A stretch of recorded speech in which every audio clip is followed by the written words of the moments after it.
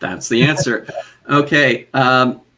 Thank you and welcome to everybody who is attending this live stream. I'm here with John Keating from the Sangamon County Green Party. My name is Alan Max Axelrod. I'm the campaign lead of a group called No Water-Shutoffs. It's a $0 all-volunteer grassroots campaign of 51 member organizations and counting across the state, spanning the state, north and south, east and west. We have won 4 utility shutoff moratoria so far in this state, and we are fighting for a 5th. The reason that we're fighting for a 5th moratorium is because what we saw when we had our previous moratorium fail. We had a moratorium in September that incidentally allowed utility shutoffs to happen. Within 2 weeks of that moratorium failing and utility shutoffs starting, we had over 2,000 cases a day. Within 3 weeks of it, we had over 3,000 cases a day, daily. Within a month of that, we had over 4,000 cases a day, daily. A month and 4 days after that, we had over 6,000 cases a day, daily. And the day after that, October 29th, 2020, Governor Pritzker, in his press conference, stated that since October 1st, there has been a 151% increase in the number of COVID cases, an 82% increase in the number of deaths, and over a 60% increase in the number of hospitalizations, intensive care unit admissions, and people on ventilators.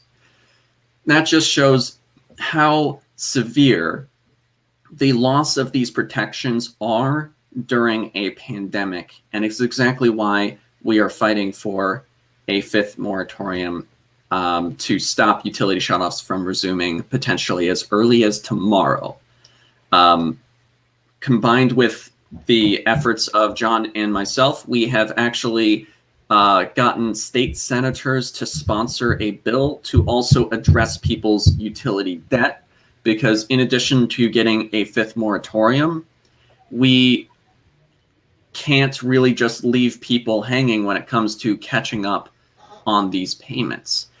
So I think where I can hand it off to you, John, real quick, so that I can stop gabbing my mouth, is I think first off, it would be good to talk about your experiences with fighting for these moratoria. I understand you were clocked in the face once.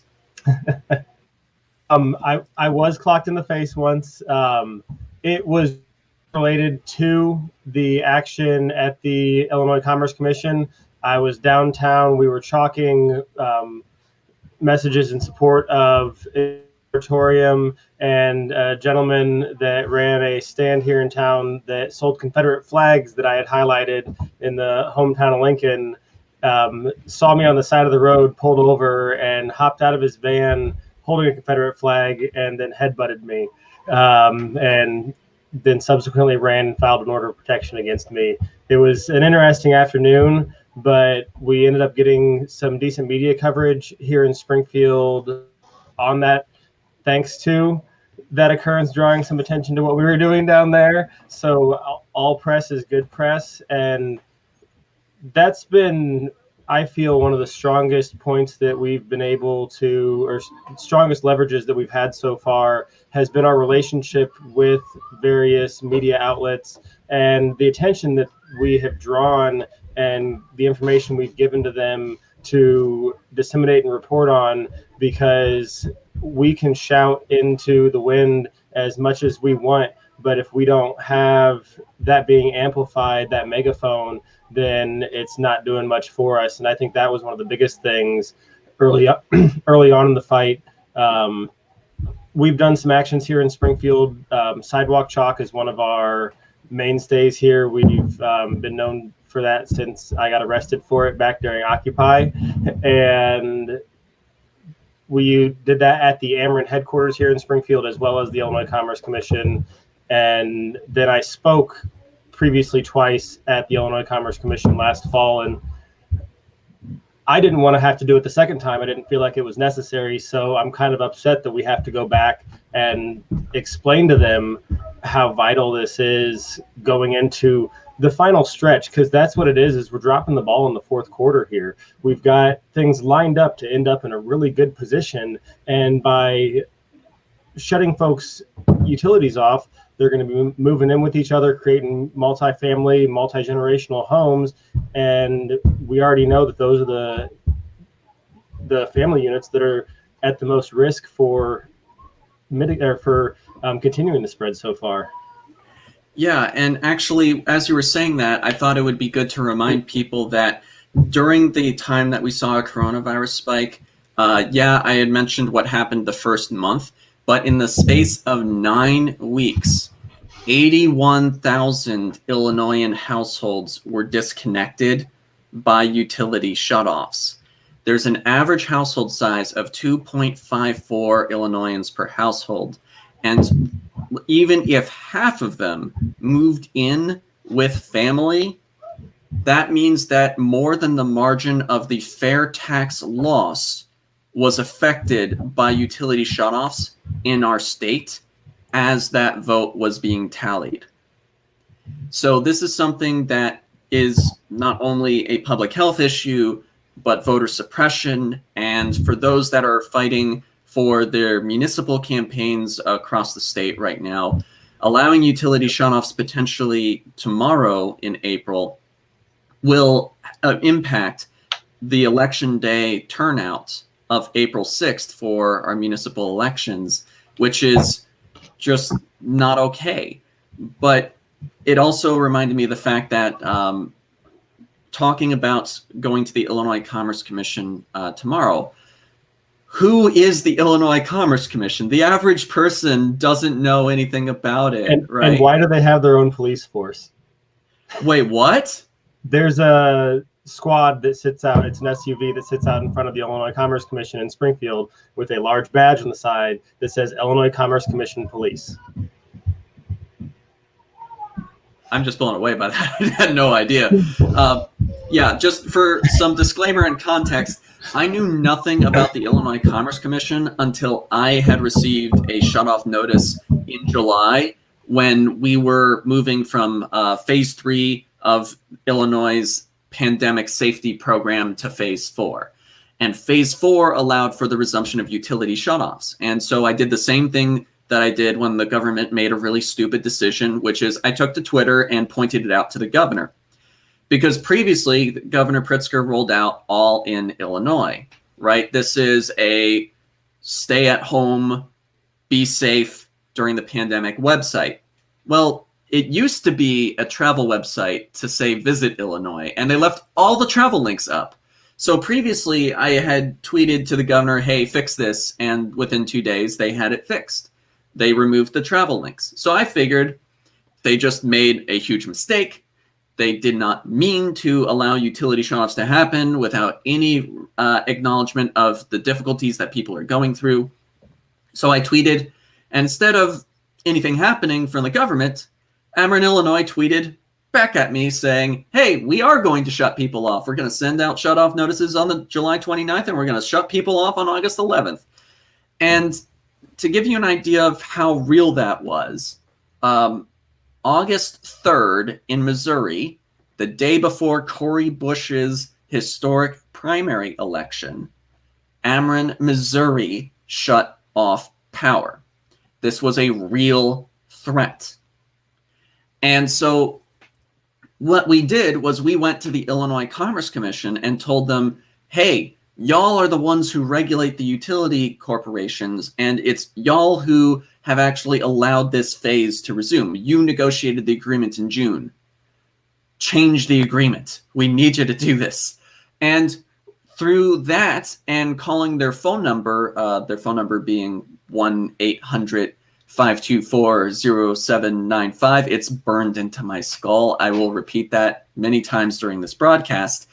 By calling the Illinois Commerce Commission, we had won our first and second moratoria on utility shutoffs, moving it back from August 11th to September 1st, and then to, interestingly, September 9th is when they let their next utility shutoffs moratorium go to. It was a very short extension. And Then we kept going to this public body called the Illinois Commerce Commission and commenting.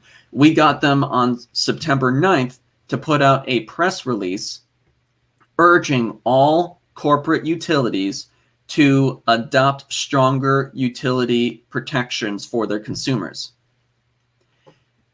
Yet now, the Illinois Commerce Commission is not doing that. They, last week, adopted the plan to allow utility shutoffs to resume. It's literally called a reopen plan, which is just gross. And that was after we had 14 speakers urge them with a bunch of data, which we can definitely go over, as to why it would be a terrible idea to allow utility shutoffs to resume. And without discussion, they approved the plan. So tomorrow, myself, John, and 19 other organizations' speakers have signed up to speak at the Illinois Commerce Commission to let them know that we mean business. And that's huge, I think, escalating the number of organizations involved, as well as them capitulating and giving us back our minute. So those 21 speakers will have as much time as possible, as much time as they are deserved. Oh, yeah, that's actually, so I understand what you said, but I don't think anybody else did because they don't know what we mean by that extra minute. Do you want to go into that? If you'd like to quickly touch on it, I've got some noise behind me real quick. Totally understood. So last week when we had gone to the Illinois Commerce Commission, urging them not to resume utility shutoffs, they pulled a very sleight of hand maneuver to be bureaucratically hostile to the public commenters. Normally, when you go to the Illinois Commerce Commission, each speaker gets 3 minutes. And due to the volume of speaker applications, the Illinois Commerce Commission said, nah, y'all get 2 minutes each, which was just way too fast for some of our folks who were living and reliving through trauma as they were speaking, who have various wellness needs. And when we had brought that up as an issue and also showed up to a couple of Governor J.B. Pritzker press conferences to let him know that we are serious about this issue and will not take crap, they now are allowing us more speakers with more time per speaker at the Illinois Commerce Commission. We have restored 3 minutes per speaker. So that is what John was referring to when he was saying they gave us our minute back. And I think that's going to be huge for a lot of folks. Something that I'm going to be speaking about that I didn't get into last fall because of the campaign for the State House that I was running is I actually, while waiting for unemployment to pick up, and I ended up getting waiting 5 months for that to happen, we had our power turned off. And it was off for 2 days before I was able to get the over $1,000 together for them to turn it back on. And so my family has been personally affected by this, and it's something that a lot of people I know have $2,000 or $3,000 in utility debt right now.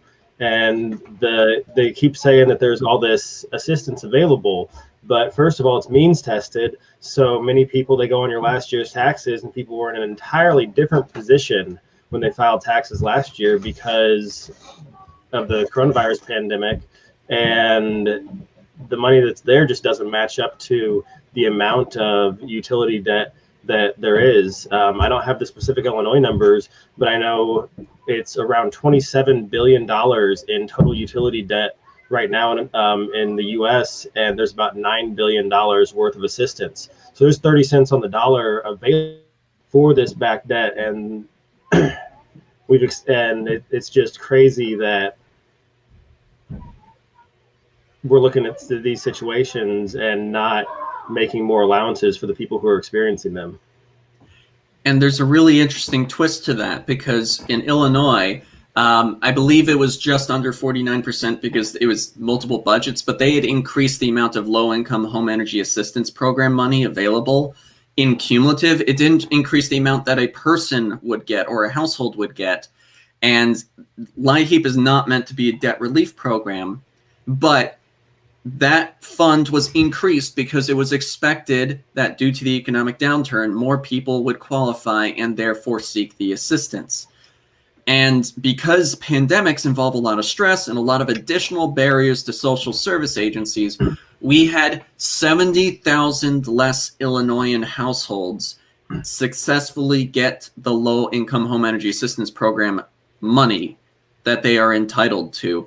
236,000 Illinoisan households in fiscal year 2019, as compared to over 160,000 Illinoisan households as of the latest gubernatorial press release. And the really outrageous part about that is we opened our application window for the low-income home energy assistance program 2 months early. The government made specific press releases to try and encourage more people to get into the LIHEAP program.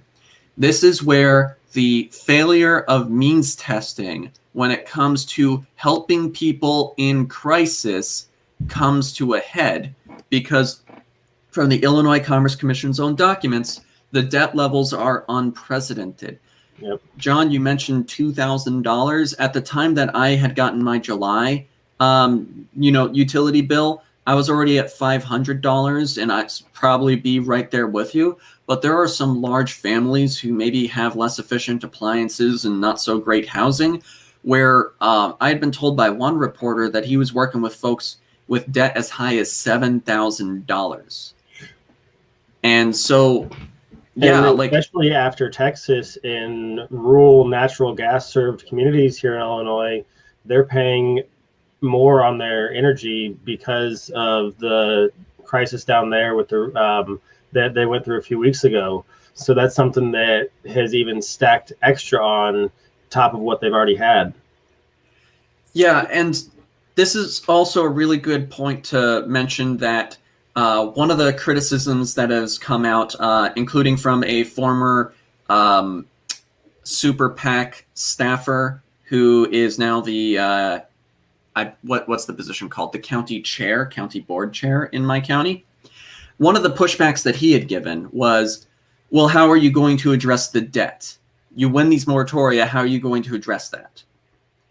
And turns out, of all places, the Trump administration appropriated money that you can then direct to relieve utility debt. It's really, really this weird. In the 2021 Appropriations Act, it allowed for federal funds to be distributed by the state for emergency assistance, and that included utility relief. And in the lame duck special session of the Illinois General Assembly in January, we had a bill, SB 3066. It was passed through the House. It went to the Senate and was killed by one state senator named Laura M. Murphy, who had received suspiciously timed donations from the utility corporations, which we published because she did a terrible thing, cost us valuable time. And because we were able to so thoroughly hold her accountable and make it known to other political operatives that this is an issue that we won't be silent on, we got House Bill 2877, which is the reincarnation of it, introduced this session. It was sponsored by the new House Speaker of Illinois, interesting story behind that one, as well as a whole fleet of state representatives. And it passed with bipartisan support. Yes. One of my favorite votes on there is this guy named Dan Calkins. He's a Republican anti-masker. Really? And he bordered, his district bordered the district that I ran for. So I saw him at a number of events over the summer, and And here's the thing. What we did to just show him how much we were ready to push for this thing is our point of contact with Dan Calkins' office is the same activist who's holding of Dan Calkins accountable went viral this past year, we had that person reach out to Dan Calkins and say, please support this thing. And then he voted for this thing, while some of his Republican comrades did not vote for that bill. So he voted for the rent and utility assistance because we had a grassroots movement spanning the state that is very good at getting the word out to make sure that we can hold politicians accountable for their paper-thin antics. And then they go ahead and actually do right by their residents and constituents when they know that we're watching and can hold them accountable. And that actually brings us to the Senate side, because the House has now passed this bill again. Yes. Last time, there was only one state senator as a sponsor, and she was the one who killed the bill. This time, do you know how many state Senate sponsors we have right now? I'm not sure how many we're up to. We're up to 7. Nice. 7, because in addition to your state senator, where we can totally talk about how we got her to co-sponsor, which is just awesome. It was a supportive conversation. We didn't have to do any sort of, well, we're going to hold you accountable now. Oh yeah, no, I have a great relationship with Senator Turner. She was our councilman here until she was appointed to succeed Andy Minar. And out of the batch of folks that were on the slate and considered for that, there really isn't anybody who comes from an area that understands these issues as much as she does. And I think that really colors her actions towards it and makes it so she's way more on board with jumping on with some of these things for us. Yeah, and she did things she didn't even have to do. She signed a letter, an open letter, calling for the suspension of evictions statewide. Yep. And this was before she was state senator. She was just like, oh, there's a letter. I'm going to sign it. And this is her as a municipal representative, no fanfare, no like, look at me, I did this great thing. And so we had an idea that if we just asked her really nicely from a couple different faces, she would say yes. Awesome. Then there's my state senator who just sponsored the bill today, who has received repeated donations from Ameren, Illinois, Illinois American Water, and Aqua, Illinois, which are all the utilities in his district. And basically, we called him and we asked nicely, and his staff said, oh, we're putting a pause on sponsoring legislation, which we took as some nonsense. And so what we did was we then updated our database on utility shutoffs. We looked at which state Senate districts were most affected, and wouldn't you know it, his was number 4 most affected. So we put together a press release and we sent it to pretty much every media outlet in our area, who then inevitably asked his office questions. And then I checked in with him today, or with his staff today, and he was like, oh, didn't you hear? He sponsored it now. Guess they didn't freeze sponsorship after all, huh? Again, paper thin excuses and tactics, and with just the slightest modicum of accountability and actual grassroots organizing, they will actually do well by their residents. This is what representative democracy looks like when there is maybe a less than perfect selection process. Well, we're over here at the Green Party, we're trying to work on opening up that selection process, because as I and many others know, the hurdles that folks have to jump through when they're not part of the duopoly are massive. And if we want to get people actually represented and get folks who are going to work for the best interests of their constituents, it's something that massively needs addressed. I agree, because in addition to the fact that it stifles the very competition that the both capitalist parties are supposedly in favor of, it's one of these things that also speaks of distrust with the constituents in the state. If you trust people to make informed decisions, you wouldn't be playing these games. But when you look at the fact that pretty much every political body in the state has sparse attendance, has not all their seats filled, has no extra electoral organizing. That is to say, like, if it's just a legislation bill, they'll have those conversations, behind closed doors. They won't organize or try to like let people know about really important information. And so, while there are multiple third parties who are part of the No Amaranth Shutoffs Coalition, there isn't one Democratic Party in the entire state that is a part of No Amaranth Shutoffs. And they could be. They just decided not to be. So, I think that this is a real clear illustration of just who's willing to do things that, if you're looking at yourselves as just an electoral body, it would be arguably not your job. And I think what the people deserve is something that is more than just trying to win the elections, but is also trying to fight tooth and nail for the safety of our residents when no one else will. We need advocates. That's pure and simple. We need folks who are going to actively and consistently advocate for the folks who put them where they're at. Wholeheartedly agreed. And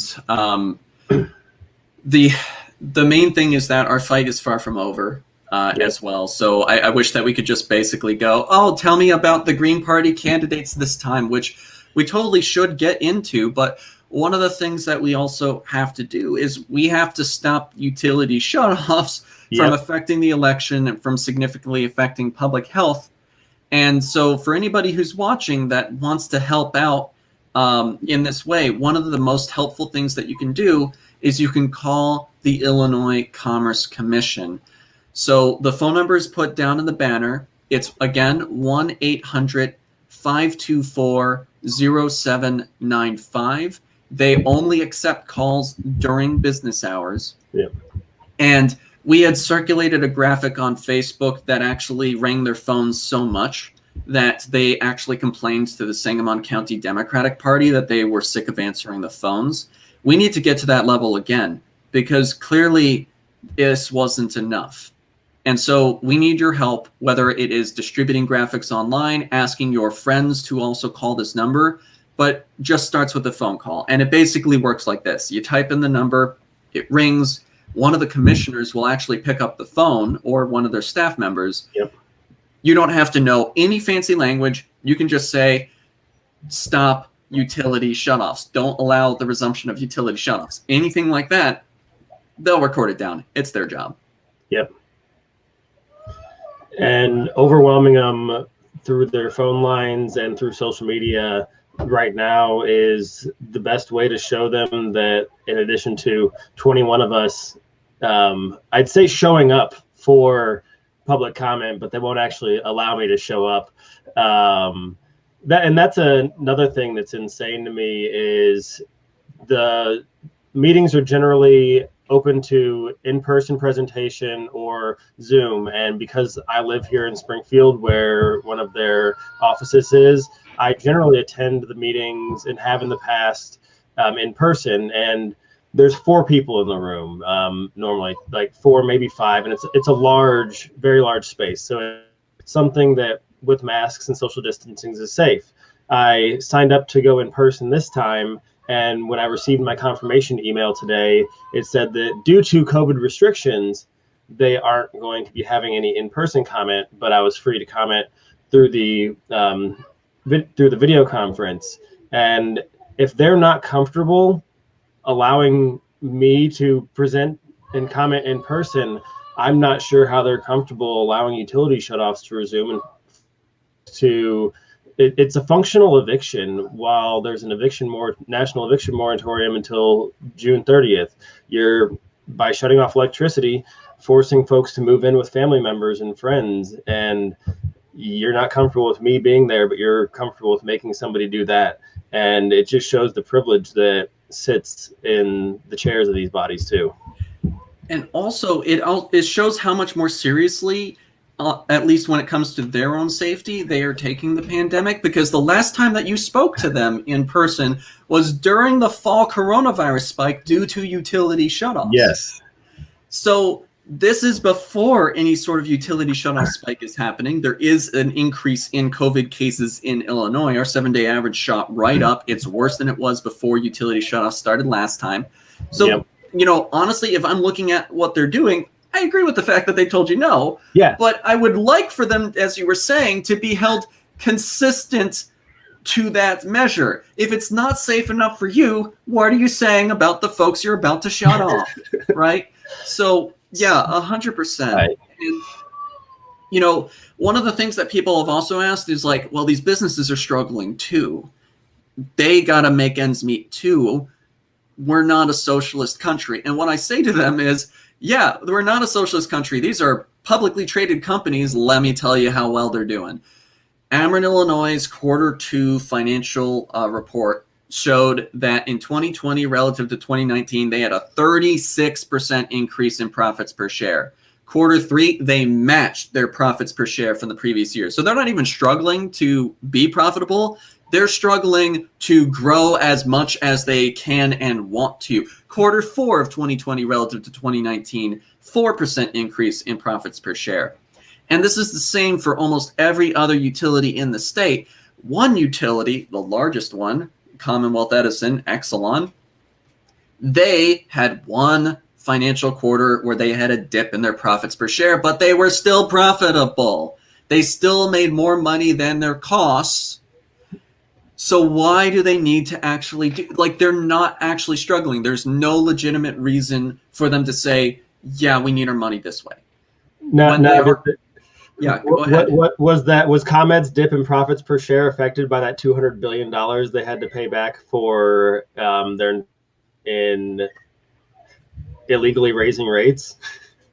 You know, it might be. I would have to look at that. But like one of the things that we also have to recognize is that the fine amount is different than the amount that they pay, right? Because there is sometimes recourse for that. So no idea what the amount is. But I'd be very interested to see if that appeared on any of their quarterly reports. I was looking just for that profits per share number when I was looking at the research for that. So that's something we should totally have somebody on. But yeah, there's a lot of shady stuff that happens like that. In addition to the amount of money that they were fined, there are utility adjacent corporations whose subsidiaries were fined hundreds of thousands of dollars. And so those corporations then sold the subsidiaries, and then they got the fine applied to them.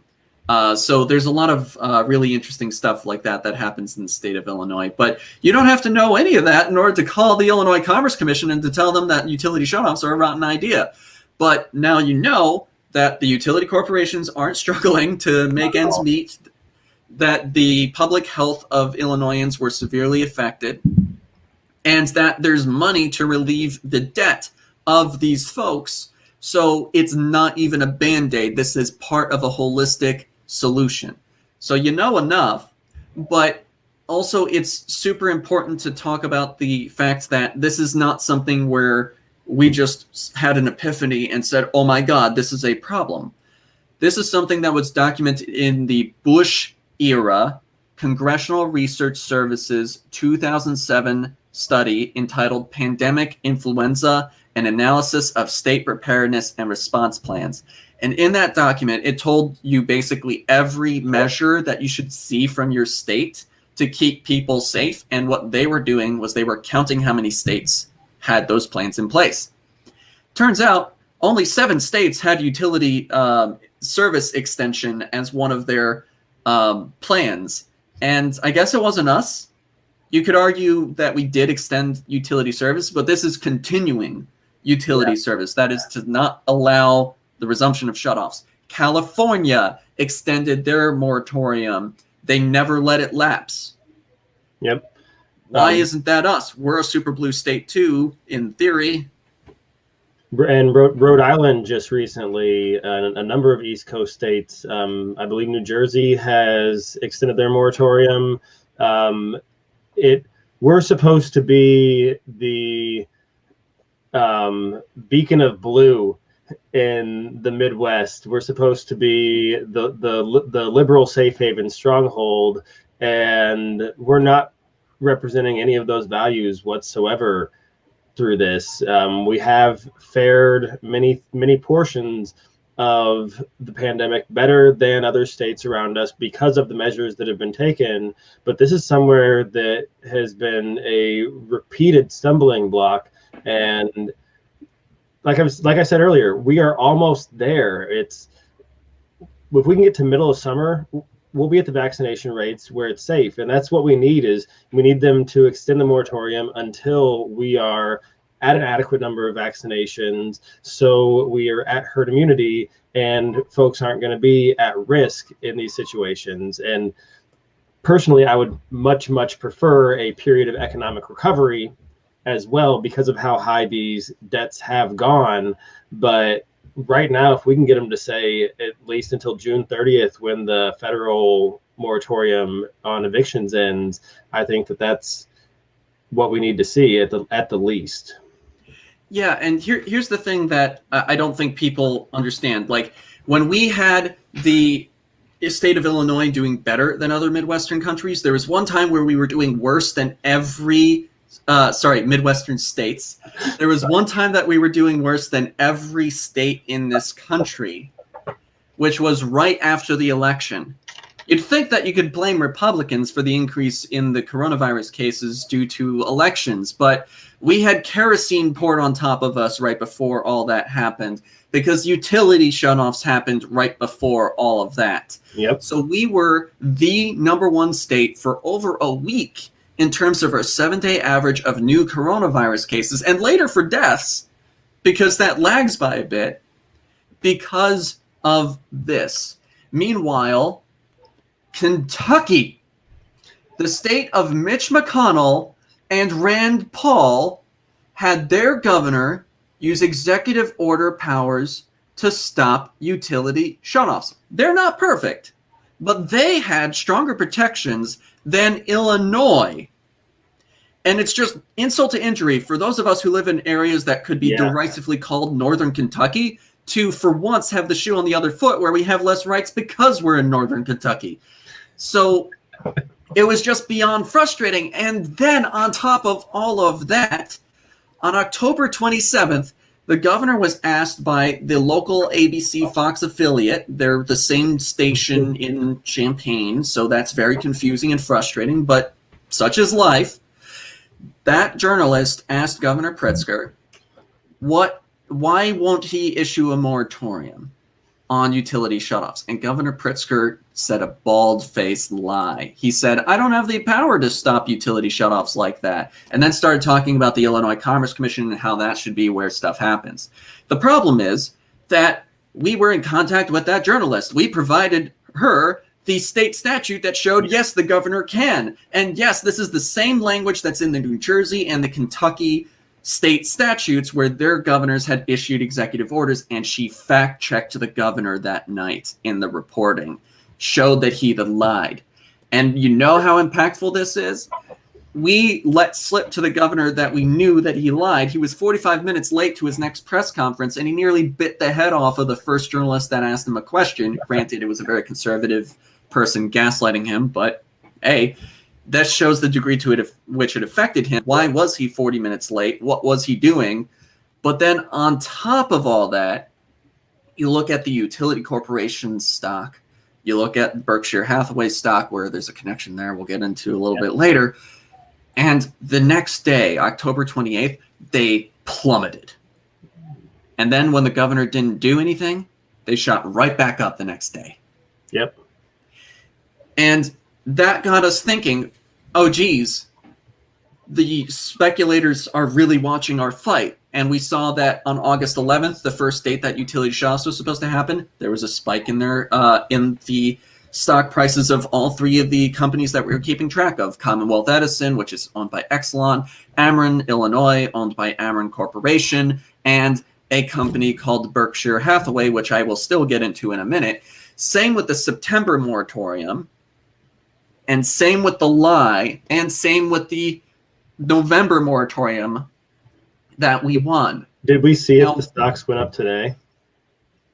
Oh, with the no, I haven't been checking those as religiously, because what we are doing is fighting for this moratorium tooth and nail, and the Illinois Commerce Commission, unfortunately, probably hasn't read up on a lot of the stuff that's been happening, and it won't be one of the reasons that they will care to listen to us to get things done. So like, that's the only reason I haven't looked it up. It is something that we definitely should, because that is likely going to happen again. But the main thing that is of interest is, do people know where Governor Pritzker got his money from? I don't think a lot are exactly aware. Is that something you would like to enlighten them on? So about 24% of Governor Pritzker's inherited wealth, and it is inherited wealth when your family business gets sold and then you get a payment for it. They sold Marmon Group in the early 2000s, and across 2007 to 2013, over $13 billion was paid to 11 Pritzker adults. Average payment amounted to 24% of Governor Pritzker's current net worth.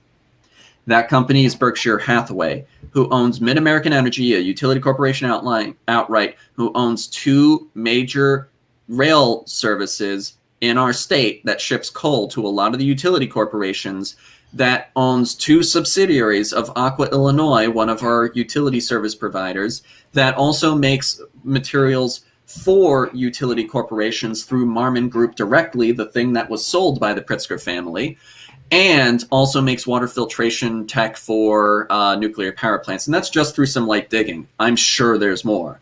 But the co-dependent relationship that Berkshire Hathaway stock had on just Illinois utilities was hard not to notice. Yep. And so we actually put that out in a press release.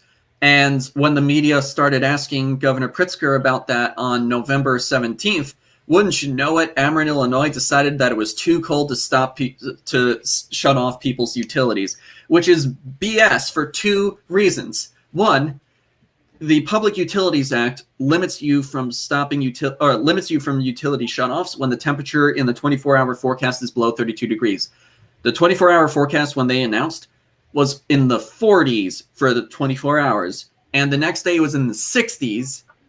So that was just a bald-faced lie there. But the other more telling lie is that in the month of December, even though we had won a moratorium, they weren't supposed to shut anybody off.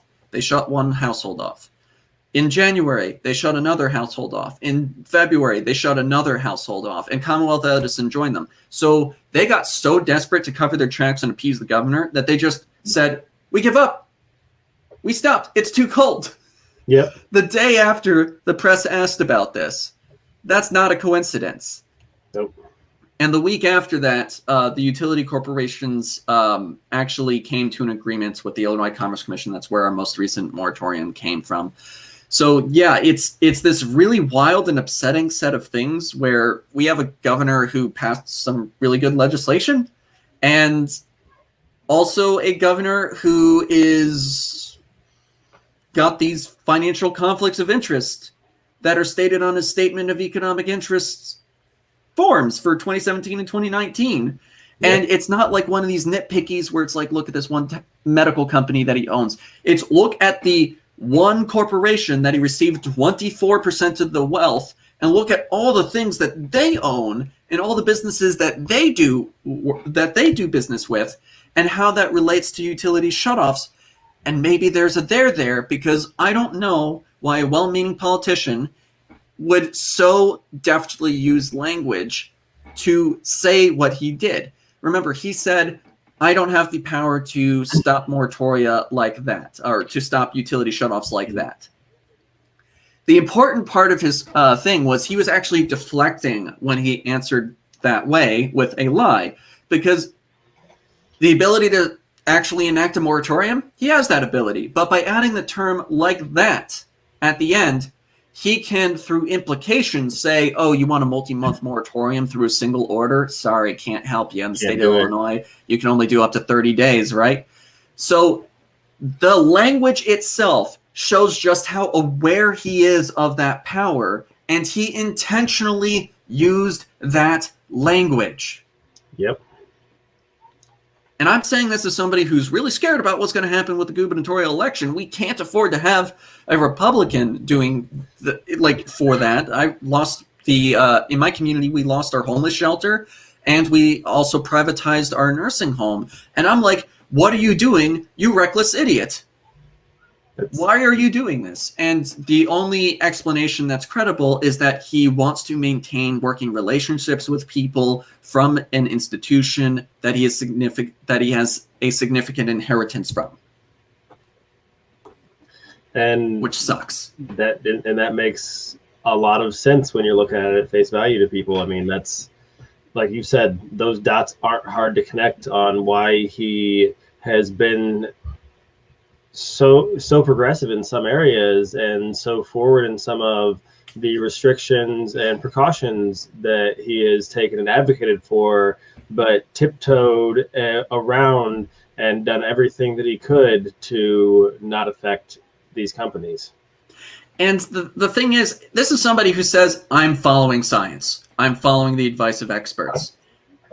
There is no expert that will tell you utility shutoffs are fine. Just allow it. No big deal. None. My own public health administrator was like, wait, the Illinois government's doing what? And so that's the degree to which it's just so absurd, hurtful, and confusing.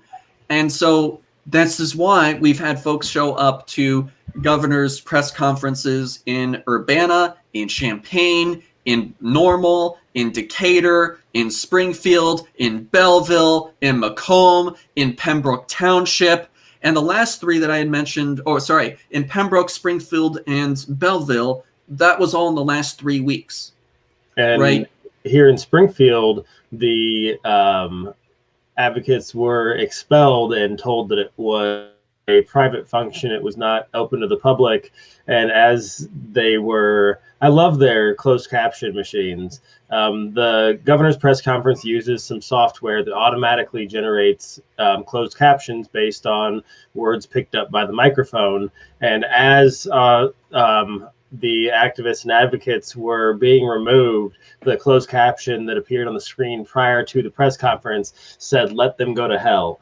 And we don't necessarily know who that came from in that room, but it shows that the people who are surrounding these events have contempt for the advocates who are trying to keep the utilities on, the lights on in these homes. And I mean, I know students are going back to school, but I mean, we still have kids that are remote learning, and they're talking about turning off the internet, turning off the power. And it's just unconscionable to me that these folks can sit in those seats and not see that the things that they're doing, what they're doing is removing essential services.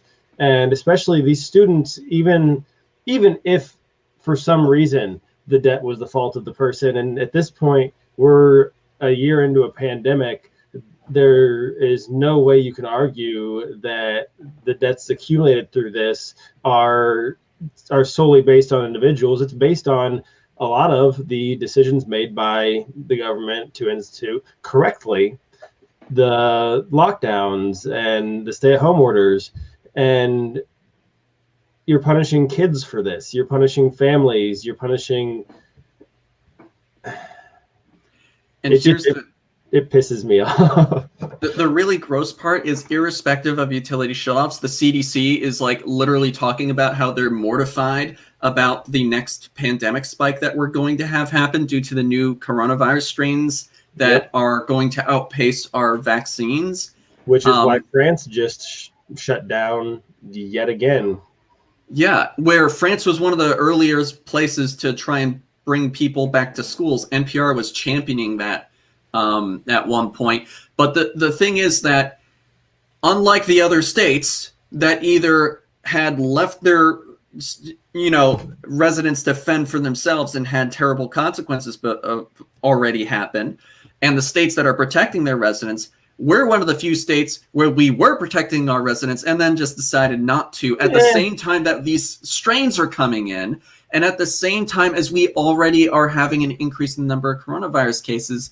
But I wanted to pedal back just for a moment to the Springfield one, because it got picked up by a microphone. They heard that. And no one objected to it. You didn't hear anybody say, no, that's not okay, like, stop doing that. Nothing like that. And so what we did was we did what we do best, which is we let the governor have it when it came to comms. We reached out to different media outlets and we got them to ask Governor Pritzker questions. And the Sangamon County Dems were freaking out so much that they were asking a lot of our folks, trying to, through directed questions, try to imply that maybe it was a conservative who said it into the microphone. And no one heard it. And so Belleville, the previous week to Springfield, Our folks were in the press conference. There was no objection to their presence there. They even took photos with them. Springfield, they used the National Guard to expel activists, and we held them accountable for that. And so in Pembroke Township, when Governor Pritzker was there, we coordinated with the Kankakee County DSA and got them into the press conference. They weren't thrown out. That's the outcome of accountability. That is what an organized group of people who are fighting for human rights can get a billionaire governor and his political apparatus to about face on. So it really wasn't about the fact that it was a private event now, was it? So it really wasn't about the fact that, you know, we are following science. No, not really. It wasn't about the fact that my state senator was freezing sponsorship of bills. No, it's always these paper thin excuses that they try to use to vector public communications and gain momentum so that the activists have to work harder to reset the facts. But because we preempt a lot of the things that they're doing, because it's predictable, we know what the outcomes are before we go into these situations. So we're fully ready to distribute comms. Meanwhile, the governor is stuck giving another 45 minutes of a press conference.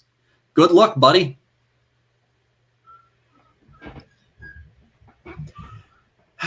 Yeah, no, it's wild. It's frustrating. So again, please call the Illinois Commerce Commission during business hours. Take a lunch break. If you smoke break, whatever it takes, call that number. Calls make a world of difference. And this is one of the things that I've had to tell people time and time again.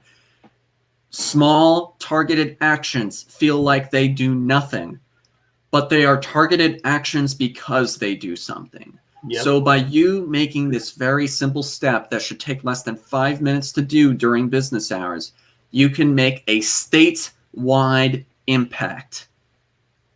Like when we started with no Ameren shutoffs, we were realistic about the fact that we might not win. And then we won. And then we won again.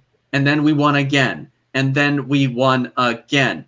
And then we got a bill passed through the House twice. And then we got state senators on that bill.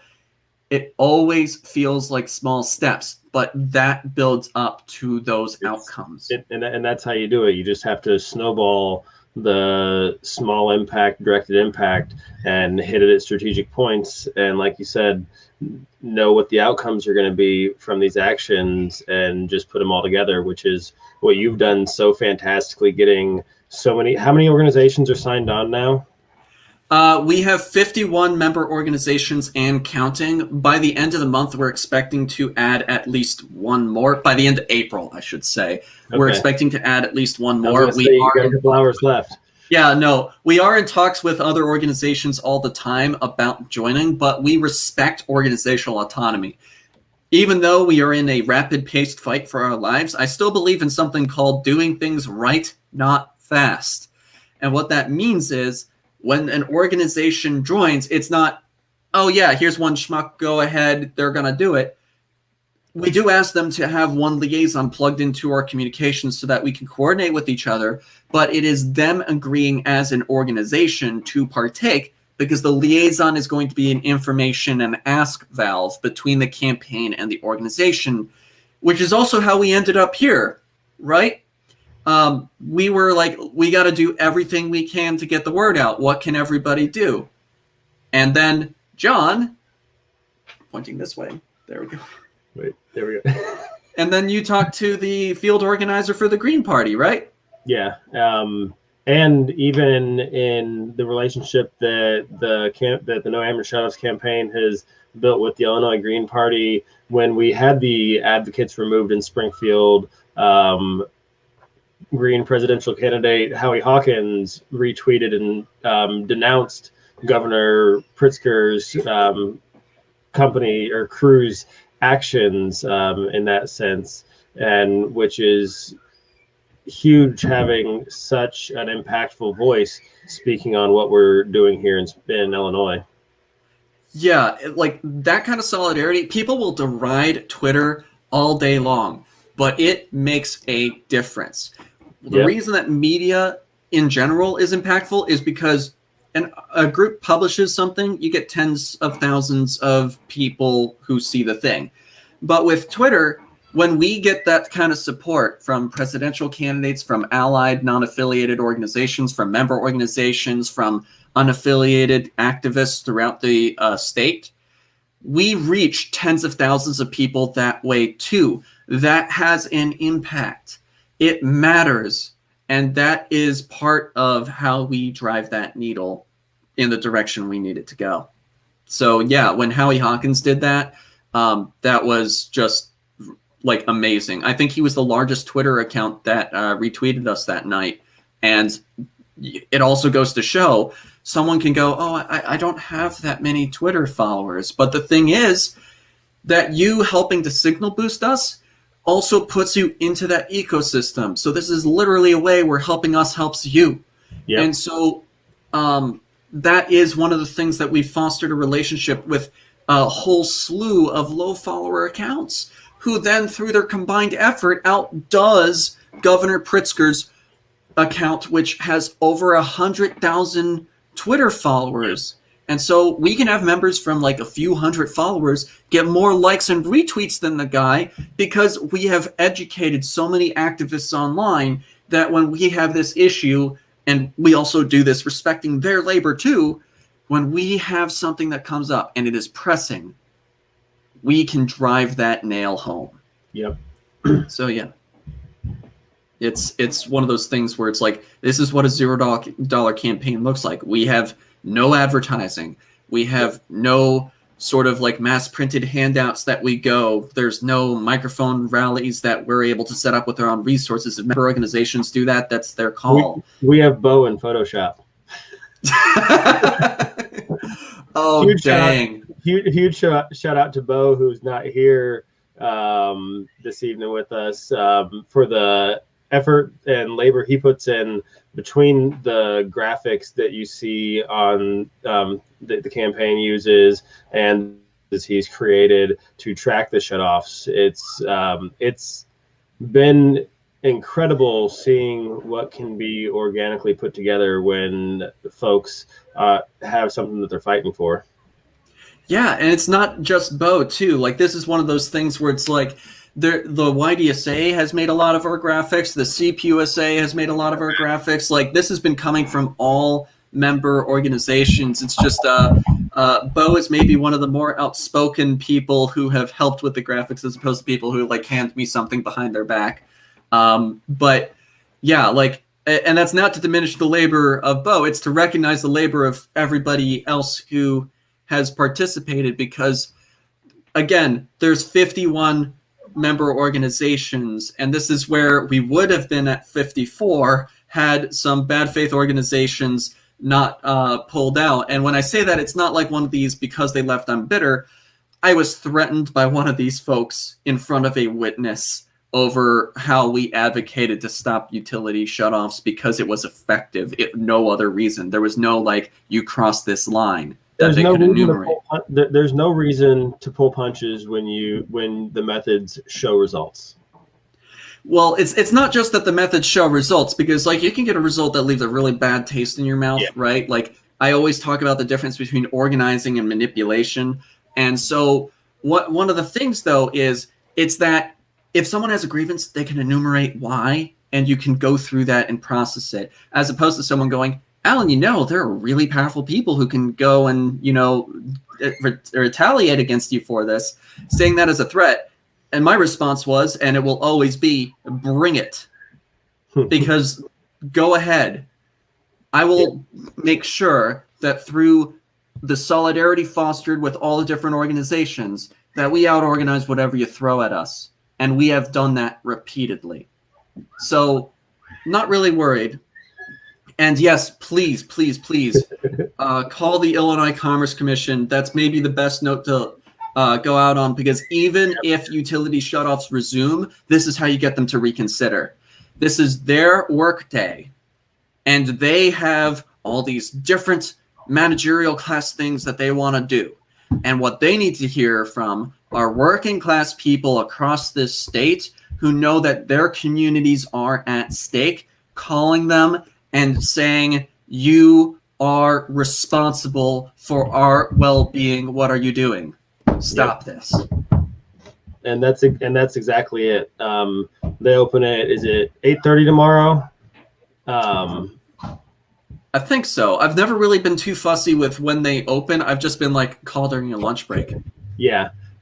Just start calling as soon as you can tomorrow, and I'm going to be going live on Facebook a couple times with my unfortunately reduced current reach, and just getting people to call tomorrow. And then at 1 o'clock we will be on, and shortly after that we will have the video of the public comments that have been made, and hopefully a positive decision, and they reconsider and they put the brakes on, because I hate to reiterate, but we are at the finish line, and there's no reason to take this protection away, especially as Governor Pritzker tweeted the other day that we need to continue to do everything that we can to finish this run out.